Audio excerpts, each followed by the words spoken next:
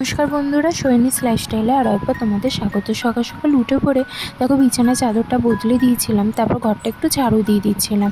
পাশে কাজটা ছেড়ে তাড়াতাড়ি রান্নাঘরে গিয়ে রান্নাটা চাপিয়ে দিচ্ছিলাম, কারণ তোমাদের দাদাভাই খেয়ে অফিসে বেরোবে, তাই একটু রান্নাটা করে নিচ্ছিলাম তাড়াতাড়ি করেই।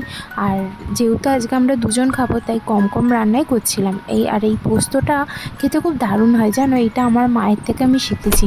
তারপর তোমাদের দাদাভাই খেয়ে দিয়ে বেরিয়ে যাওয়ার পর এই যে ছোট্ট স্টুডেন্ট আঁকতে এসেছিলো, আমি ড্রয়িং ক্লাসটা করে নিচ্ছিলাম।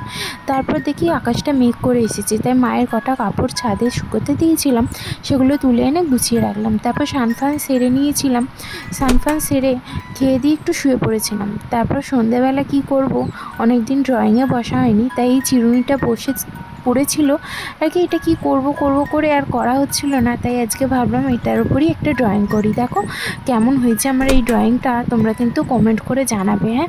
আর চিরুনিটা কি কালার করবো ভেবে পাচ্ছিলাম না, তাই ইয়েলোই করলাম, কারণ সব সময় তো লাল নীল সবই হয়ে থাকে, তাই আমি একটু আলাদা করব বলে হলুদ করেছিলাম।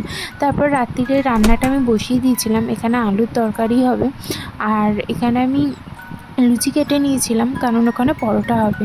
আর যেহেতু নিরামিষ, তাই রাত্রিরে এটাই আমাদের ডিনার হবে। আর আমার ভিডিও তোমাদের কেমন লাগছে তোমরা কমেন্ট করে জানাও।